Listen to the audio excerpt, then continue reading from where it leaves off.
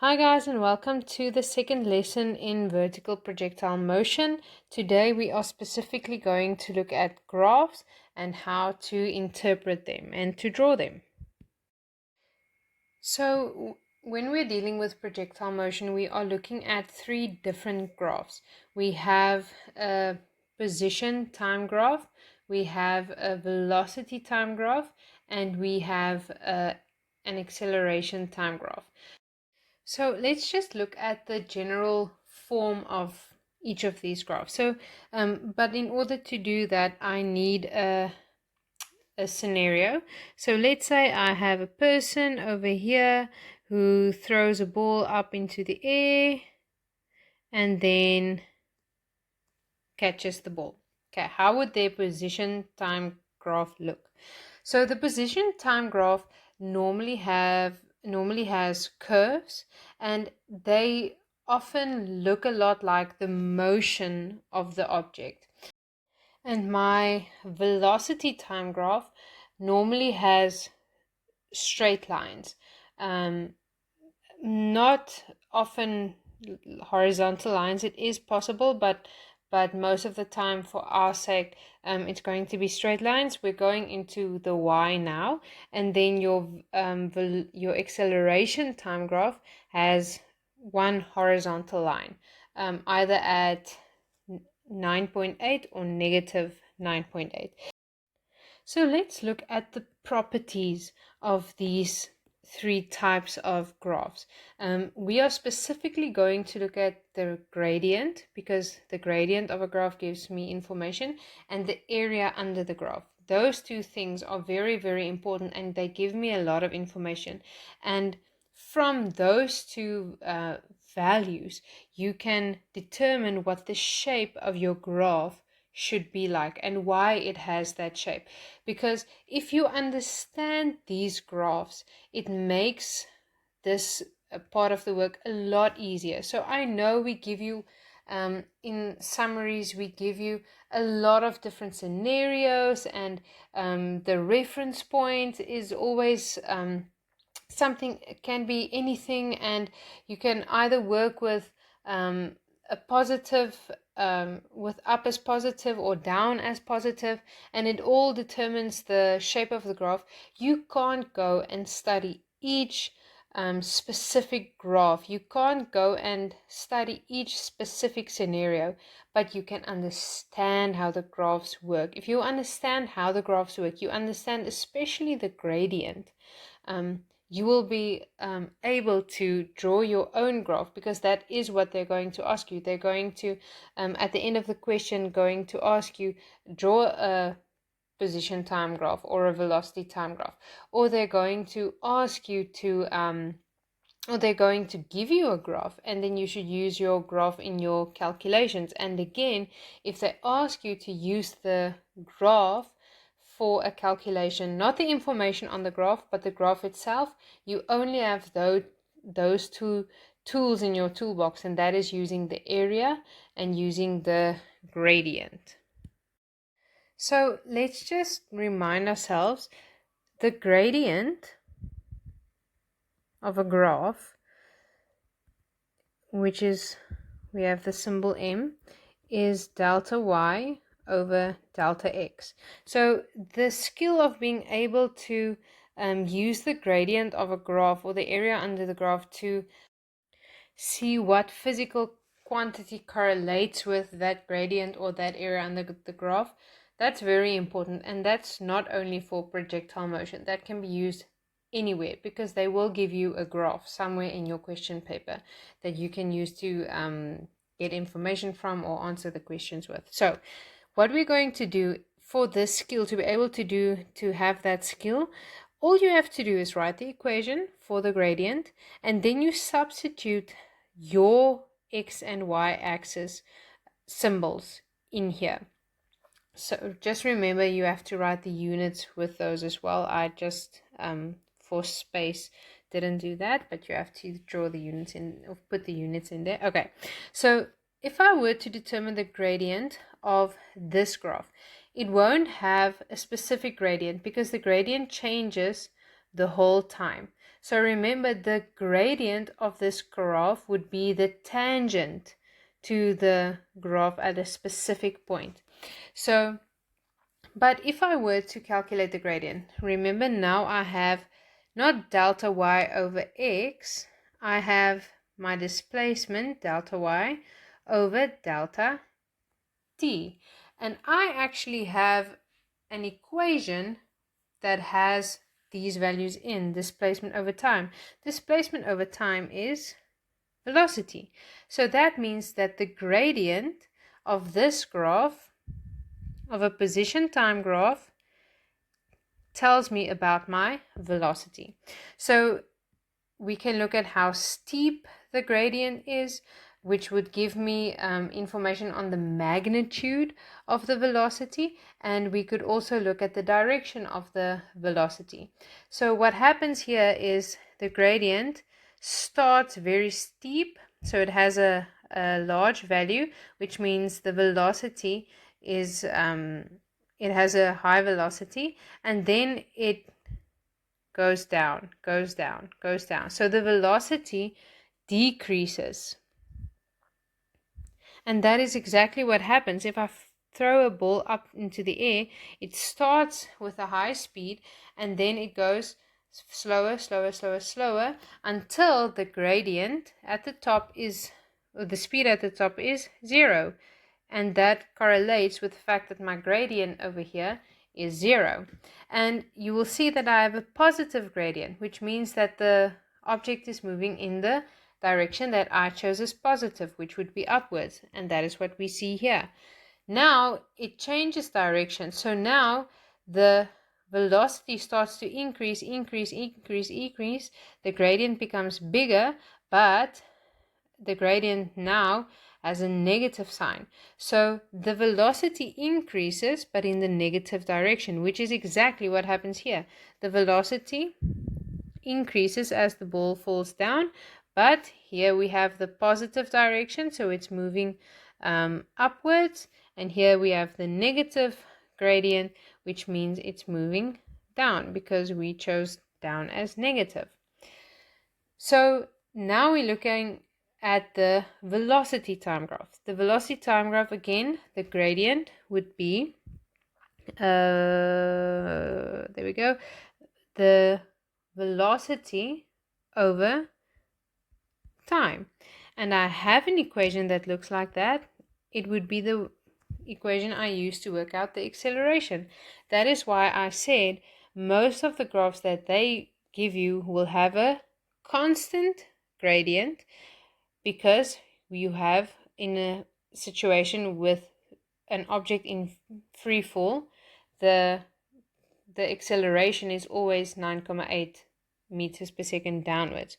So it has a constant gradient, a constant acceleration. So the gradient of a velocity time graph is the acceleration. So again, we see it has a constant value, and we also see that the gradient is negative, which correlates because I chose up as positive. My acceleration is always downward, so that's why it has a negative sign. Over here, this one, its gradient doesn't give us a lot of information, so I'm not going to look at that. Okay, so how cool is that? That the gradient shows you exactly how the shape of your graph should be, and it gives you a lot of information in when looking at the direction and all that. Which also means, so I worked with up as positive here.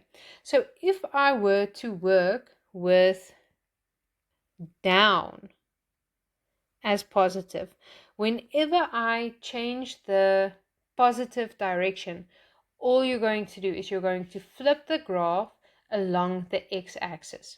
So in other words, this one would have looked like this. This one would have looked like this. This one would have been a line over here. So if they say specifically use down as positive, and you struggle with the down to use down as positive when drawing the graphs, fine, draw in pencil the graph where we have up as positive, and then you just flip it along the axis, because all we're going to do is we're going to change the sign of your gradient. So now, because down is positive, my and my gravitation, my acceleration due to gravity is downwards, it will have a positive value, which means my gradient should also be positive. Okay, so let's look at the other value that I have, which is the area under the graph. So when I'm talking about the area under the graph, I refer to this area from the graph until you get to the normal x-axis, not or time in this case, but your x-axis. So that would be here and there and there and there. So like with this one, the gradient didn't give me information. With my position time, the area under the graph won't give me information. But now with my velocity time graph, the area under this graph, let's just color that in for ourselves. The area under this graph, how would you determine mathematically the area of this shape? It would be a triangle. So I'm not going to look at the entire graph now, just a part of it for the sake of the explanation. So we have a triangle, which is a half times the base times the perpendicular height. And I'm not going to worry about the half, but the base in this case would be delta time, and the height would be velocity. And I have an equation that looks a lot like that. Velocity times time is equal to my displacement. And my displacement, remember, it's the vector value. It's just the distance from where my object ends to where it, or from the start to the end position. So you will see that if you calculate the area of this one, you will get a negative value, because you have to use the negative value over here, which means that you actually subtract these two areas from each other. But that just makes up for the path where it basically reverses its path, if I can put it in simple terms like that, because it comes back. So if I were to add these two, just the magnitude, so I'm not putting in the direction, just the magnitude of this one, and add them together, that would give me the total distance. So the total distance traveled. But in our calculations, we are not interested in distance unless they ask you to give the distance. But in our equations, we need displacement. So we would have to insert the negative value there, get a negative value for the area, and what would happen is we would subtract these two. Okay, so the area of an acceleration time graph, this is a bit easier. It's just a rectangle which has this formula, and again I just substitute my values. So now I'm using a time and I'm using acceleration, multiply, and acceleration times time is equal to the velocity. But remember, the velocity changes the whole time, so it's just the average velocity, not the specific velocity. So this is how you can interpret these graphs. I just want to zoom into this one again, because this one is easy to understand if you understand the gradient, and the shape has the same shape more or less. If I just look at the motion here, this one is always just going to be, depending on what you choose as positive or negative, a horizontal line here or there, but this one. So let's just look here. So remember, this graph isn't a mathematic graph. So we're not going to look at the sign over here. The sign, the negative sign here, just tells you that your object is moving in the opposite direction. We are only looking at the value here, the magnitude. So if I were to interpret this graph, it would look like this. I'm throwing the ball upwards at a high velocity because I have to get it into the air. And then the ball moves slower and slower and slower and slower and slower until it reaches its maximum height. And at the maximum height, the velocity is 0. So over there, that's the turning point. That's where it turns, where the velocity is 0. And then it moves in the opposite direction.